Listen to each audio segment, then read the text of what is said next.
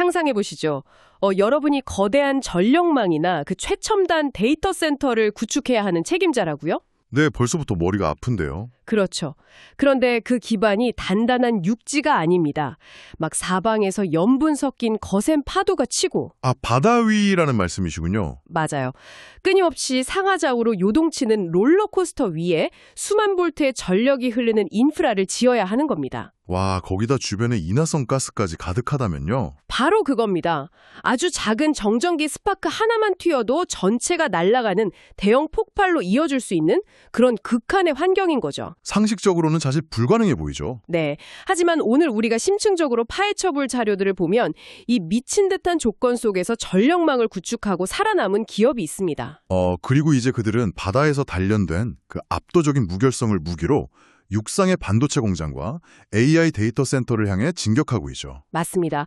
바로 하이테크 전력 및 제어 인프라 기업으로 완전히 탈바꿈 중인 SNS입니다. 우리가 오늘 이 기업의 자료들을 꼼꼼히 뜯어봐야 하는 이유가 바로 그 변곡점에 있거든요. 네. 단순히 배에 들어가는 부품을 만드는 회사가 어떻게 육상의 하이테크 산업을 파고들었는지. 그 과정이 정말 흥미롭더라고요. 그렇죠. 그리고 이 변화가 왜 2026년 실적의 거대한 퀀텀 점프와 그 기업 가치의 전면적인 재평가로 이어지는지 오늘 철저히 분해해 볼 겁니다. 자, 그럼 이 회사가 지금 당장 돈을 벌어들이고 있는 핵심 구조부터 좀 들여다보겠습니다. 네, 좋습니다. 2017년에 삼성중공업에서 분사해서 2025년에 코스닥에 상장했잖아요. 매출 구조를 분석해보면 크게 4가지 축이더라고요. 네, 비율이 꽤 명확하게 나뉘죠. 네, 전체 매출의 한 절반, 그러니까 47에서 48% 정도를 차지하는 고압, 저압, 배전반 중심의 파워 솔루션이 있고요. 가장 뼈대가 되는 사업이죠. 그리고 선박 인도 후에 유지 보수를 전담하는 MRO 솔루션이 한 23에서 25%, 또 평형수 처리나 배기가스 저감 같은 에코 솔루션이 17에서 19% 정도 됩니다. 마지막으로 전체 시스템의 두뇌 역할을 하는 운항 제어 솔루션이 한 10에서 11%를 차지하고요. 맞아요.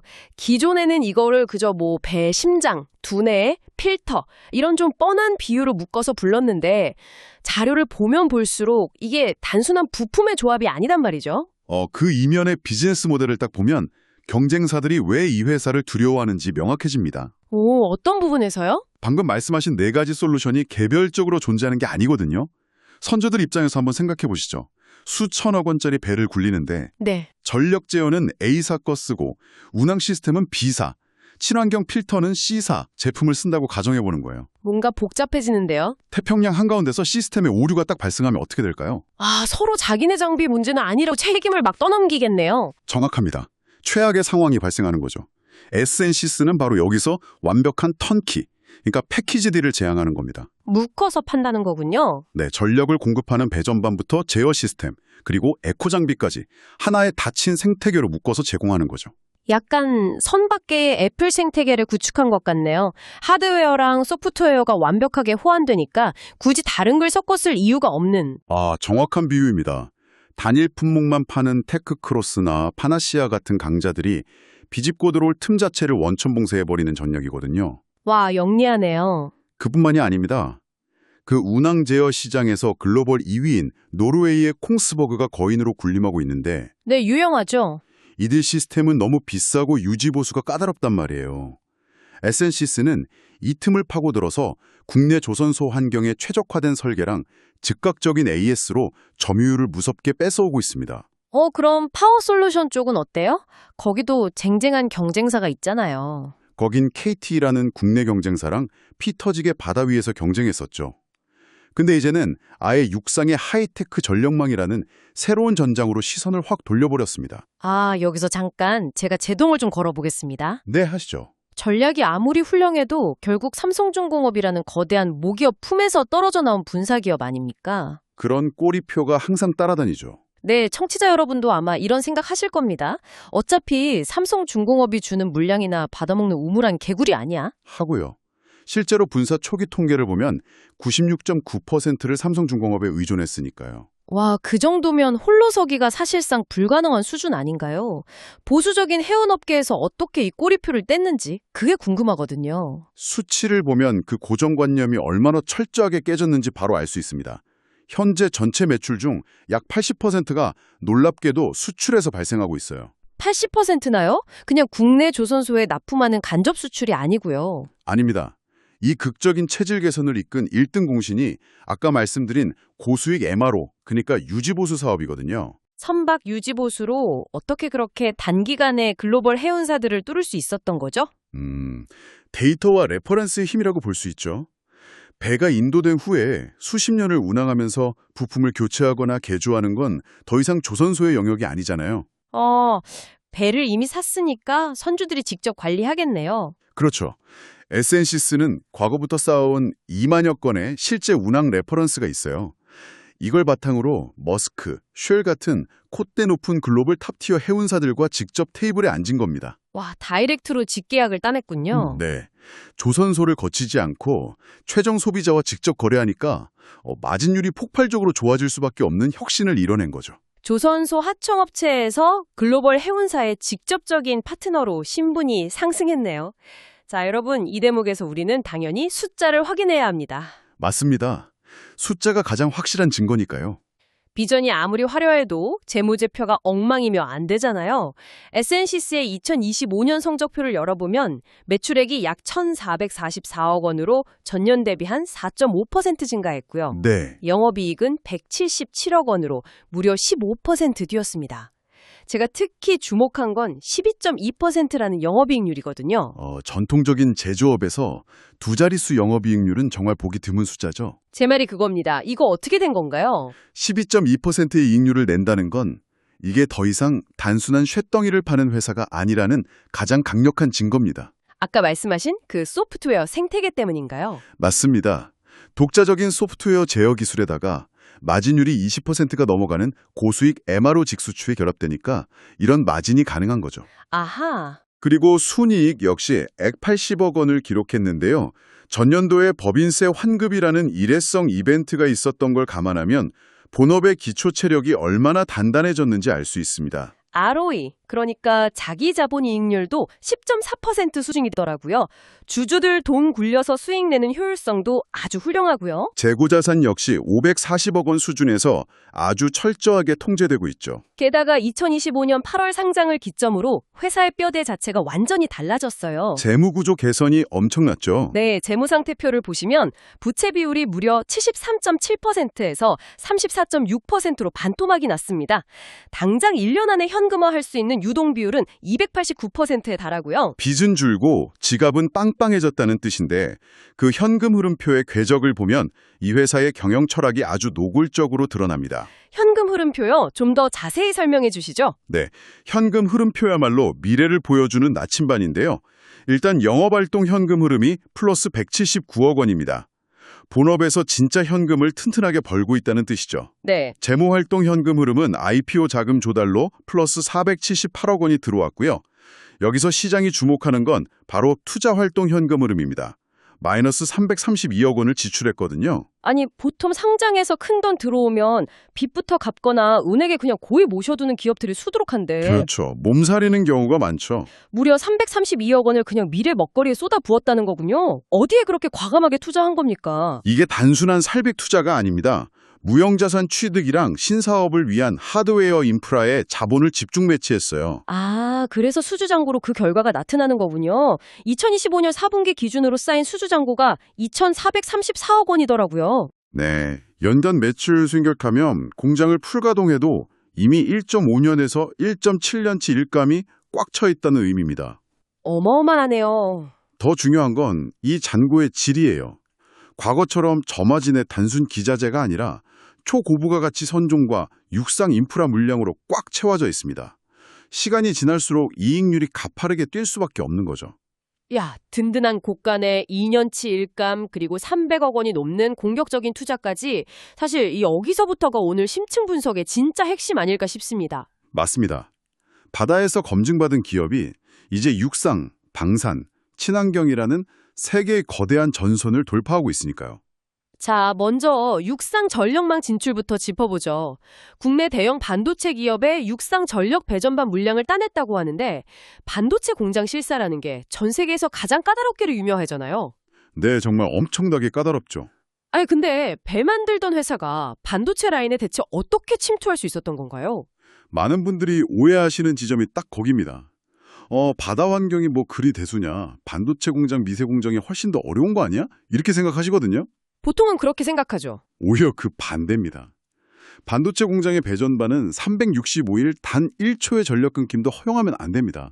아, 한 번 멈추면 수백억이 날아가니까요. 네, 그런데 SNCS가 십수년간 전력을 통제해온 바다 환경은 어떨까요? 끊임없는 진동에 금속을 갉아먹는 염분과 습기, 거기다 완전 고립된 환경이라는 최악의 악조건이잖아요. 아, 듣고 보니 그러네요. 완전 극한의 스트레스 테스트를 매일 겪은 셈이네요. 네, 이 무게르점 기술력이 육상에 정돈된 환경에 딱 적용되니까 그 까다롭다는 반도체 기업의 퀄 테스트마저 아주 가볍게 통과해버린 겁니다. 바다라는 극한의 하드 트레이닝이 진짜 무기가 된 거네요. 그럼 방산시장 진출은 어떤 맥락인가요? 한화오션이랑 손잡고 미국 필리조선소 시장에 진출한 거랑 또 해군 함정 제어 시스템 국산화 대목이 눈에 띄더라고요. 방산, 특히 해군 함정은 보안이랑 생존성이 진짜 최우선이거든요. 그동안 이 제어 시스템은 100% 외국산에 의존할 수밖에 없었습니다. 기술력이 안 됐었군요. 국산화가 안 되어 있었죠. 근데 SNCS가 독자적인 소프트웨어 로징으로 이 시스템을 국산화해서 납품하기 시작한 겁니다. 오, 그럼 미국 시장 진출은요? 미 해군 함정의 MRO 수요가 막 폭발하는 시점에 하나오션이라는 든든한 파트너와 함께 미국 본토 조선소에 진입했다는 거, 이건 엄청난 확장성을 의미합니다. 육상 반도체에 글로벌 방산만 해도 벅찬데 지금 조선업계 가장 뜨거운 감자인 친환경 메탄올 추진선 이슈에서도 이 회사가 중심이더라고요. 네, 아주 중요한 포인트죠. 흔히 친환경 하면 LNG 선박이 대세라고 생각했는데 왜 SNCS는 굳이 더 다루기 힘든 메탄올 연료 공급 장치, 이 LFSS 고도화에 목을 매는 겁니까? 메탄올이 차세대 친환경 연료로 각광받고는 있는데 기술적 난이도가 LNG랑은 아예 비교조차 안 될 정도로 흉악하거든요. 흉악하다고요? 어느 정도길래요? 메탄올의 특성을 보시면 왜 SNCS만이 이 시장을 독식하는지 이해가 되실 겁니다. 메탄올은 인화점이 겨우 11도에서 12도 수준이에요. 11도요? 아니 그럼 한여름 상온에서는 그냥 정전기 한 번에 배 전체가 터진다는 거잖아요. 맞습니다. 폭발하는 거죠. 게다가 맹독성이고 금속을 부식시키는 성질까지 있어서 기존 엔진에 그냥 밀어넣는 건 완전 자살행위나 다름없습니다. 아니 그걸 제어한다는 게 물리적으로 가능한 건가요? 결합된 초정밀 화학 플랜트 기술이 필요한 겁니다. 부식을 막는 특수 코팅 펌프는 뭐 기본이고요. 네. 가스 누출을 막으려고 배관 겉을 또 다른 배관으로 감싼 뒤에 그 사이에 질소를 꽉 채워 넣는 이중배관 방폭 설계가 들어갑니다. 와, 듣기만 해도 복잡하네요. 근데 물리적 장비보다 훨씬 중요한 게 있어요.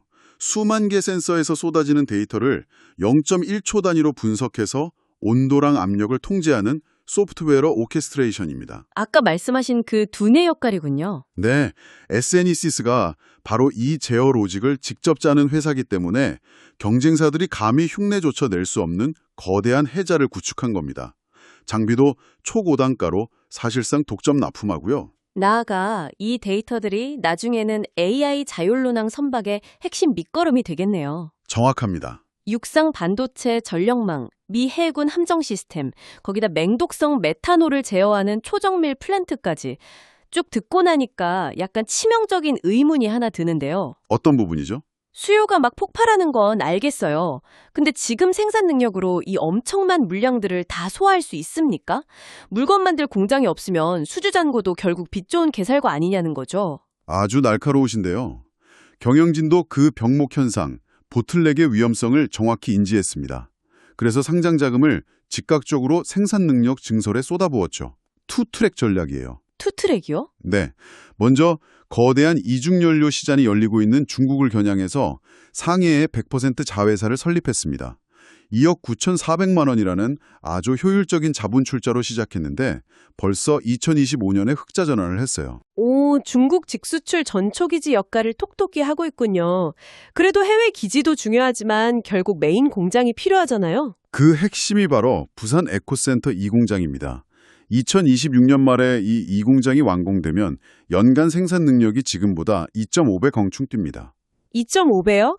금액으로 치면 어느 정도인가요? 2천억 원대 초반 규모로 확 커지는 거죠. 제조업에서 공장이 2배 이상 커지면 고정비 허들을 딱 넘어서면서 이익률이 뒤아급수적으로 높아지거든요. 아, 강력한 영업 레버리지 효과가 발생하겠네요. 맞습니다. 증권가에서 2026년 매출을 1,650억에서 1,750억 원, 영업이익을 220억에서 250억 원, 영업이익률을 최대 14.5%까지 강력하게 베팅하는 근거가 바로 이 압도적인 증설에 있습니다. 여러분, 지금 우리가 짚어본 이 궤적들을 머릿속으로 한번 연결해 보시죠. 극한의 바다를 지배하던 기술이 육상 AI 데이터 센터와 반도체 공장에 파고들고 네, 메탄올 플랜트와 방산 인프라를 통제하면서 이 공장 증설로 생산량까지 2.5배 폭발한다면 이 기업을 언제까지 단순한 조선 기자재 관련주로 치부할 수 있을까요? 절대 그럴 수 없죠. 투자자라면 기업 밸류에이션의 잣대 자체가 완전히 달라져야 한다고 생각할 수밖에 없거든요. 그 지점이 바로 현재 시장의 스마트머니가 움직이고 있는 핵심 이유입니다. 기업의 정체성이 바뀌면 당연히 밸류에이션도 리레이팅, 즉 재평가되어야 하니까요. 구체적으로 어떻게 재평가되고 있나요? 과거 시장은 에센시스를 전통 조선기자재, 그러니까 그룹 A로 묶어서 PER 8배에서 12배 수준으로 되게 팍하게 평가했어요. 네, 세진중공업 같은 기업들과 묶어서요. 구조가 완전히 달라졌잖아요. 마진율이 엄청난 MRO 사업을 영위하는 HD현대 마린솔루션 같은 그룹 B의 특성에다가 오, 거기다 육상 전력망까지 더해지니까 그렇죠. AI 전력망 슈퍼사이클에 올라타서 PER 15배에서 20배를 거뜬히 받는 LS 일렉트릭 같은 그룹 C의 프리미엄을 동시에 적용받는 교차점에 서게 된 겁니다. 아, 완전히 다른 레벨이 되었네요. 네, 현재 우량한 재무 구조랑 폭발하는 수익성을 감안할 때 적정 PBR 역시 1.5배에서 2.0배 수준을 향해 갈 수 있는 강력한 체력을 갖췄다고 봅니다. 수치와 논리가 뒷받침되니까 주식시장에서도 즉각적인 반응이 나타나고 있더라고요. 최근 흐름 보신 분들은 아시겠지만 오랫동안 갇혀있던 마의 4만 원대 박스권을 엄청난 거래량과 함께 시원하게 뚫어버렸습니다. 네, 돌파했죠. 4월 20일 단 하루에만 약 292억 원의 거래 대금이 터졌고 73만 주가 손바뀜이 일어났어요. 그 이면의 수급 데이터를 들여다보면 더 흥미롭습니다. 이게 단순한 단기 테마성 자금이 아니에요. 기업의 펀더멘털 변화를 감지한 메이저 자금들이 확 유입된 겁니다. 공매도 쪽 상황은 어떻습니까? 특히 주목할 게 그 공매도 세력의 항복이거든요. 한때 5.5%대에 달하던 공매도 비중이 최근 주가 급등과 함께 0에서 1%로 거의 소멸하다시피 급감했어요. 아, 주가가 펀더멘털 바탕으로 계속 밀고 올라가니까 못 견딘 거군요. 네, 서둘러 주식을 되사감는 숏커버링을 일으킨 거죠. 이게 주가의 상승 탄력을 더욱 값없고 폭발적으로 만들어준 겁니다. 주주들 입장에서는 펀더멘털과 수급의 쌍끌이 호재를 맞이한 셈이네요. 게다가 이 회사의 주주 환원 정책, 이것 꽤 파격적이지 않습니까? 아주 훌륭하죠. 초 주당 400원을 계획했다가 이사회까지 열어서 478원으로 총 45.1억 원 규모로 상향 조정해서 지급했다는 건 그만큼 현금 창출 능력에 자신이 있다는 뜻이 아니겠습니까? 그 행동 자체가 시장에 던지는 매우 강력한 시그널이에요. 수백억 원짜리 이 공장 증설 투자를 진행하는 와중에도 순이익의 4분의 1을 돌려줄 수 있다는 거잖아요. 엄청난 자신감이죠. 네, 현재 돌아가고 있는 MRO 사업이란 신규 수주에서 나오는 현금 흐름에 대해 경영진이 한치의 의심도 없다는 걸 방증합니다. 거기다 지배구조의 안정성도 눈여겨봐야 해요. 지분 구조가 어떻게 되어 있죠? 배재혁 대표를 비롯한 핵심 임원진이 지분의 28.68%를 쥐고 상장 후에 무려 30개월이라는 긴 자발적 보호 예수를 걸어버렸습니다. 30개월이요? 보통은 그렇게 길게 안 묶어두잖아요. 그렇죠. 여기에 2대 주주인 삼성중공업도 17.02% 지분을 24개월간 딱 묶어두었고요. 합치면 45%가 넘네요. 네, 전체 지분의 45% 이상이 장기변 시장에 안 나오고 탄탄하게 잠겨있기 때문에 경영진은 단기 주가에 연연하지 않고 온전히 장기적인 퀀텀 점프에만 집중할 수 있는 겁니다. 좋습니다. 자, 여기까지 분석을 따라오신 분들이라면 당장이라도 투자를 고려하고 싶을 만큼 정말 매력적인 성장 스토리입니다. 하지만 세상에 완벽한 기업은 없고 모든 투자에는 반드시 짚고 넘어가야 할 그림자가 존재하죠. 당연합니다. 리스크 체크는 필수죠. 제가 악마의 변호인이 좀 되어보겠습니다. 우리가 이 시점에서 반드시 경계하고 모니터링해야 할 리스크 팩터, 어떤 것들이 있습니까? 투자의 균형을 잡기 위해 딱 4가지 구체적인 리스크를 도마 위에 올려보겠습니다. 네, 첫 번째는 뭡니까? 첫 번째는 매출 편중 리스크입니다. 다변화를 이뤄내고 80%가 수출이라고는 하지만 여전히 단일 고객사인 삼성중공업에서 발생하는 매출이 40% 이상이거든요. 아, 강력한 파트너지만 그만큼 의존의 끈이 아직 두껍다는 거네요. 네, 만약 모기업에서 대규모 노조 파업이 일어나거나 글로벌 이슈로 선박 인도가 줄줄이 지연된다면 SNC스의 단기 실적도 직격탄을 피할 수 없습니다. 알겠습니다. 두 번째는요? 두 번째는 통제 불가능한 매크로 변수입니다. 수출 비중이 80%에 달한다는 건 곧 환율의 영향을 엄청나게 받는다는 뜻이거든요. 달러로 대금을 받을 테니까요. 맞습니다. 만약 글로벌 금리 인하 사이클이 가파르게 진행돼서 원달러 환율이 급락한다면 막대한 환차손을 입게 되죠. 또 배전반의 핵심 원자재가 구리인데 아, 구리 가격. 네, 구리 가격이 폭등할 경우 이걸 원가에 즉각적으로 전이시키지 못하면 단기적인 이익률 훼손이 불가피합니다. 수출 중심 제조업이라면 피할 수 없는 숙명 같은 거군요. 세 번째 리스크는 뭡니까? 바로 실행 리스크, 엑스큐션 리스크입니다.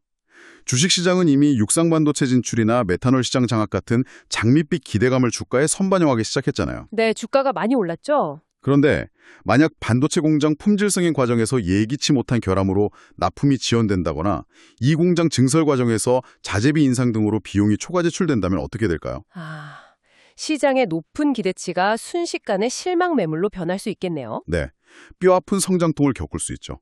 기대감이 큰 만큼 실망감도 클 수 있으니까요. 라는 오버행, 그러니까 잠재적 매도 물량 리스크인 것 같은데 아까 최대 주주 지분 45%는 2년 넘게 꽉 잠겨 있다고 하지 않았습니까? 네, 최대 주주 물량은 아주 안전합니다. 그럼 당장 주가를 위협할 물량 폭탄이 어디 숨어 있다는 거죠? 우리가 주목해야 할 건 재무적 투자자, 즉 FI들의 지분입니다. 이들은 초창기에 자금을 대고 상장 후 차익을 노리는 투자자들이잖아요. 아, 엑시트할 타이밍을 노리겠군요. 네, SNX스 상장 1주년이 되는 2026년 8월이 되면 그동안 의무적으로 묶여있던 약 8.5% 규모의 FI 물량이 시장에 풀리게 됩니다. 8.5%면 적지 않은 물량이네요. 최근 주가가 가파르게 상승한 만큼 이들이 대규모로 차익 실현을 나설 가능성이 아주 농후합니다. 단기간에 쏟아주면 일시적인 급락과 변동성을 초래할 수 있으니까 내년 8월 전후의 수급 상황은 반드시 예의주시해야 합니다. 1주년인 26년 8월 8.5%의 물량 해제, 이 부분은 리스크 관리 차원에서 청취자 여러분도 꼭 메모해 두셔야겠습니다. 자, 수많은 자료들을 관통하며 오늘 분석을 좀 종합해 보겠습니다. 네. 우리는 지금 단순한 조선 기자재 하청업체가 딥테크 기업으로 진화하는 아주 극적인 현장을 목격했습니다. 그렇죠. 기존의 안정적인 선박 파워 솔루션과 고수익 MRO를 캐시카우로 삼아서 육상의 반도체 전력망, 글로벌 해군 방산 인프라, 그리고 초고난도의 맹독성 메탄올 제어 플랜트라는 새로운 심장을 달았습니다. 네. 거기다 빚을 극적으로 줄인 우량한 재무 구조와 든든한 주주 환원, 그리고 2026년 하반기 이 공장 완공과 함께 폭발할 영업 레버리지까지. 이 모든 게 거대한 전환을 뒷받침하는 강력한 추진력이네요. 이 질문을 남겨드리고 싶습니다. 수많은 투자자들이 실체 없는 AI 테마주나 화려한 플랫폼 기업만을 좇고 있을 때 네. 우리가 그저 전통 굴뚝산업이나 하청업체라고 무시해왔던 공장들 속에서 무슨 일이 벌어지고 있는지 한번 생각해 보십시오. 보이지 않는 곳에서 엄청난 혁신이 일어나고 있죠. 바다라는 가장 잔인하고 극한의 환경에서 피눈물 나게 단련된 기술력을 무기로 어느새 다가온 AI 시대의 거대한 데이터 센터와 하이테크 인프라 공급망의 심장부를 조용히 그러나 완벽하게 장악해 나가는 숨은 보석들이 도처에 숨쉬고 있을지도 모릅니다. 맞습니다. 겉보기에 투박한 철판과 배전반 속에 세상을 움직이는 가장 정교한 논리가 숨어 있다는 사실을 잊으면 안 되겠죠. SNC스의 이 놀라운 변신은 그 비밀을 푸는 가장 완벽한 힌트일 것입니다. 오늘의 심층 분석은 여기까지입니다. 지금까지 함께해 주신 여러분 감사합니다.